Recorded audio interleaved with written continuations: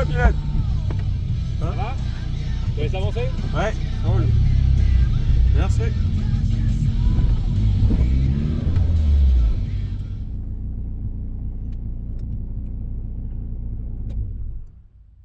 Putain, c'est les humeurs. Ça y est, je suis arrivé à Fête-Bretagne. J'allais dire Fontenay-le-Comte, tellement l'habitude. Aujourd'hui, je vais filmer Tanguy avec sa Saxo DTS. C'est parti, allez go.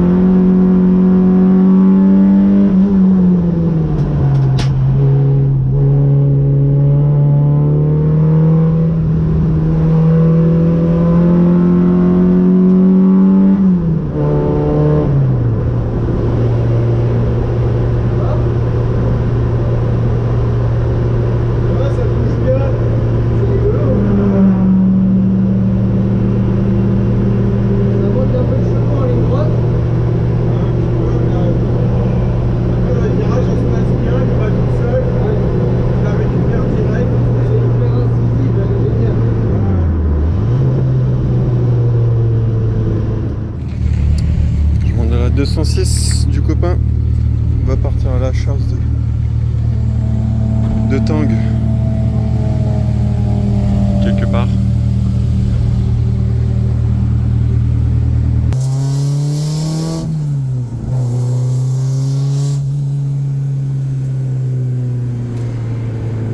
Le but c'est de rester derrière. Tu peux doubler, amuse-toi. Hein.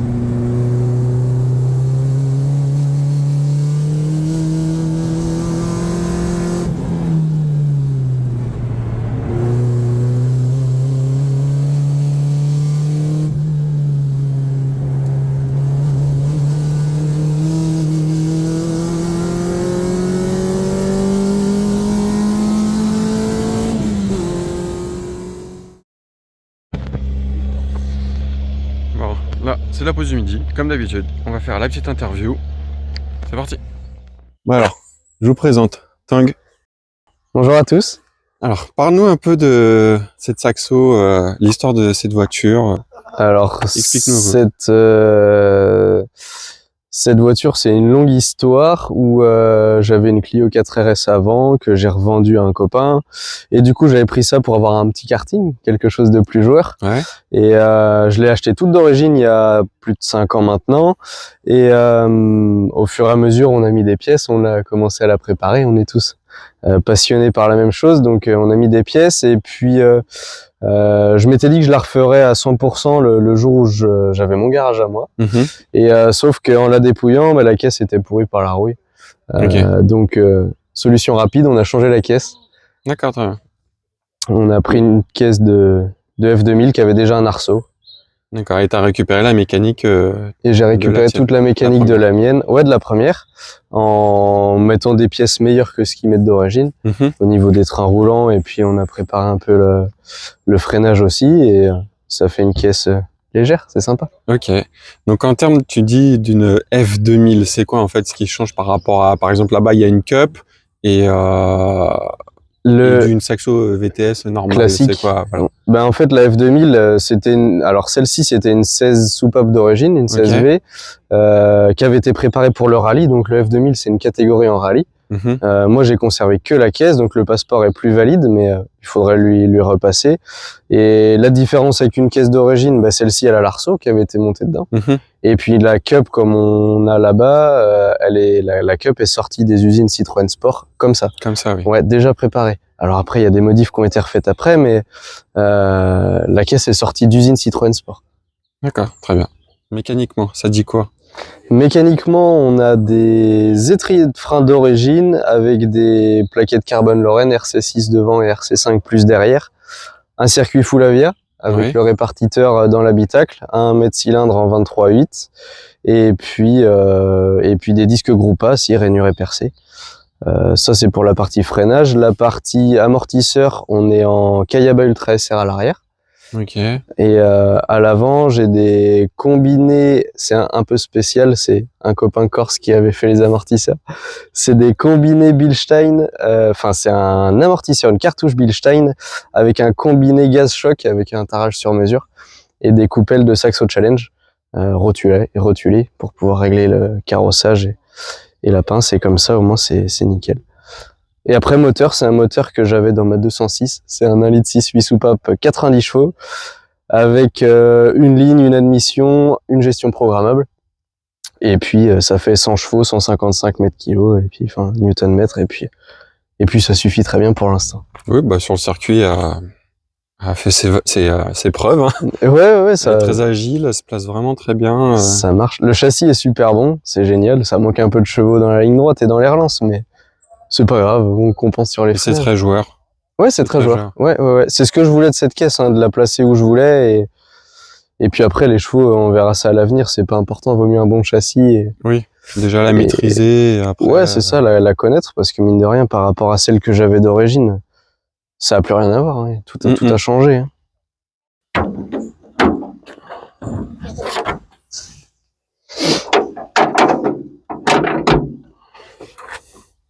Du coup, là, t'as un collecteur inox ligne. C'est un collecteur inox 421 avec une ligne complète groupe N. Une admission classique comme je pense 90% des possesseurs de 106 et Saxo ont mis. Okay. J'ai un très bon ami à moi qui fait un peu de fibre. Du coup, il me l'a rallongé sur le bas pour qu'elle puisse se poser sur le radiateur. Ça fait un truc plus propre. Oui. J'aime bien quand c'est bien fini. Je veux pas que ça bouge. Et puis c'est tout. Après, un peu de scotch thermo histoire de dire. Et puis. Ouais, pour éviter la dissipation de chaleur. Ouais, c'est ça. Ça permet d'avoir de l'air un peu plus frais. Très bien. Du coup, pour l'instant, t'as pas d'autobloquant, si, non? Pas d'autobloquant. J'ai une boîte courte, par contre. Ok. C'est un peu un mix de plein de pièces. Hein. C'est une Saxo avec un moteur de 206. La cloche de boîte, c'est la Saxo d'origine avec une pignonnerie de 307. D'accord. Une 307 S16 de boîte 6, non? Non, c'est une 307 1 litre 4 essence. D'accord. Et comme ça rame d'origine, ils mettent des boîtes très courtes. Oui. Donc j'ai récupéré le couple en 1359. Les connaisseurs, ils sauront. Et ça permet de tirer un peu plus court, de relancer un peu plus fort. Très bien. Donc là, en termes de puissance, donc tu dis là, tu as 104, 105 chevaux, ouais, à peu près, c'est ça. Ouais. Donc après, tu as prévu d'améliorer, comme tu disais, peut-être par la suite. C'est quoi éventuellement l'amélioration? Par la suite, ça sera, on n'aura pas le choix que de passer par la case arbre à cam, ouais. Et puis une vraie admission. Donc soit on passe sur un plénum en alu, soit on passe direct sur des 4 pop, ce qui sera le plus efficace. C'est des blocs qui peuvent pousser très loin. J'ai pas forcément envie. Oui. Il faut que ça reste dans la simplicité de cette caisse. Elle est créée pour ça, pour être facile à entretenir, à réparer quand ça tombe en panne ou quand on fait des bacs. Non, il faut que ça soit fiable. Moi, je veux que ça démarre à chaque journée et que je puisse rentrer. Pas que ce soit trop pointu et d'avoir toujours passer plus de temps à régler les problèmes. Ouais, c'est ça. Et puis, rouler, quoi. Plus c'est pointu et plus faut mettre dessous et moins c'est fiable. Oui. Donc, moi, je veux que ça reste très simple. Oui, c'est pas plus mal, tu me diras. Ouais, on bosse sur le châssis et puis après, on n'est pas des pilotes, hein, donc on n'est pas au chrono. C'est déjà pas mal, hein. Ouais, ça marche déjà bien. Le radiateur, je vois, il a l'air plus gros, c'est pas le radiateur d'origine, ça? C'est pas le radiateur d'origine, c'est un radiateur en alu, c'est un GT Performance, avec un double spal eBay Power, tu vois bien, c'est des pièces... Ok. Un radiateur, c'est pour Saxo? Il a la cote de la Saxo? Ouais, il est en cote de Saxo, alors il est un peu plus large, il est beaucoup plus épais, surtout, parce que ceux d'origine font 20 mm, je crois, et là on est à 55 d'épaisseur, donc... En termes de refroidissement, c'est plus important. Ouais, bah là, on tourne 7-8 tours à fond et je suis à 80 en eau, même pas.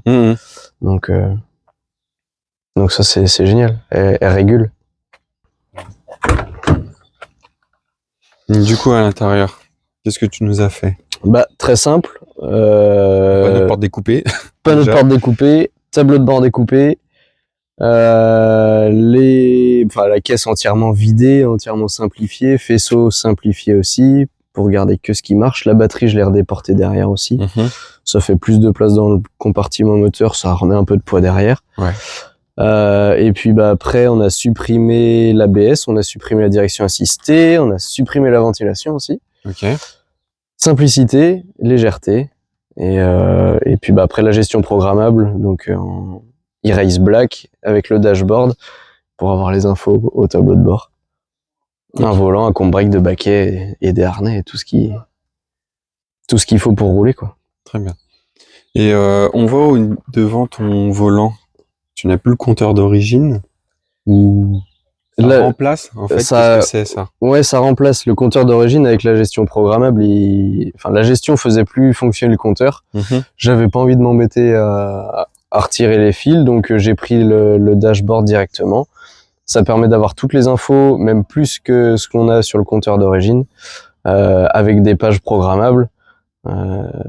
Ça permet d'avoir l'indication, quoi. Et puis les alertes pression d'huile, tempête d'eau, contour, Ouais. avec les diodes qui s'allument selon ton régime. Et pareil, simplicité. Ok. Ouais. Très bien. Et je vois l'ENI compétition. C'est quoi exactement? C'est le préparateur chez qui j'ai fait la cartographie. C'est D'accord. lui qui m'a fourni le calculateur et le faisceau. Et puis du coup, après, on avait pris rendez-vous avec lui pour qu'il fasse la cartographie. Parce que comme on est sur une gestion programmable, c'est des cartos vierges. Oui. Donc il faut tout régler comme il faut. Donc même si ça sort pas de chevaux, faut que ça soit bien réglé. oui, Pour que ça démarre à froid, que ça tourne bien, que ça soit fiable. Donc c'est le préparateur chez qui je vais. D'accord, très bien. Donc là, bon, je présume que tu as été une fois, tu as fait la carto, et puis voilà, tu Ouais, c'est retournes ça. pas tout le temps. Ah bah non, une fois ça suffit. Parce que des fois, je vois des gens quand même qui retouchent un petit peu encore, des fois, sur les paddocks, leur Ouais, carto et tout. quand t'as des prépas plus poussés, comme on a Richard Ouais, dans oui. l'orga que t'avais filmé, où là, forcément, lui, il règle sa carto en temps réel. C'est des prépas beaucoup plus poussés, on n'est pas là-dedans. Et... Oui, parce que Richard, il était enfin, carto éthanol et il a un mano où tu vois justement qu'en fait, il était pas en E85 mais en E76. Et du coup, Ouais, c'est ça. il Fallait régler la règle, FR. voilà, Ouais. oui, voilà, c'est ça. Ouais. Donc, oui. Toi, t'en es pas à ce niveau-là encore. Non. C'est un TU, il y a besoin de rien pour faire marcher un TU. C'est simple, c'est efficace Exactement. et c'est ce qu'on veut. Ça se trouve partout, c'est très fiable. Ça coûte pas cher à entretenir, même à préparer, ça va encore. Donc, facile. Ok. Et par contre, les rois de la gomme, c'est quoi ça? C'est qui? Ça c'est une page Insta qu'on tient avec mon meilleur pote. Ouais. On va attendre que la belle 106 passe. La saucisse. Elle est trop belle. Mais c'est la page Insta qu'on tient avec mon meilleur pote. Ouais. On mettait de l'actualité avant, aujourd'hui beaucoup moins. On a chacun nos vies respectives et Oui. on passe plus de temps dans nos vies perso que sur les réseaux. Mais c'est notre page Insta. Très bien. Donc on peut vous retrouver, vous suivre dessus. Donc il y a toi avec la Saxo, j'ai dit Ouais. la 106 parce qu'on vient de l'avoir passé. Ouais, Et moi avec donc la Saxo. Coco avec la 206. Avec la 206 S16, ouais. Très bien. Et Donc, ben voilà. il faut aller voir ça. C'est ça. Tang, je te remercie. Merci à toi. Merci pour cette balade, c'est beau tour et me faire découvrir cette voiture. Il fait beau, donc c'est cool. Oui, On bon, peut en ça s'est levé. profiter. Ça a eu du mal, mais Ouais, ça y est, là, ça va être c'est bien. bon. Allez, cet après-midi, on va enquiller. Ouais. Pour de vrai. Ah oui, on va envoyer sans faire de bac. On va essayer, ouais, ça marche. Ça marche. Merci. Tang. Merci à toi. Ciao. Salut.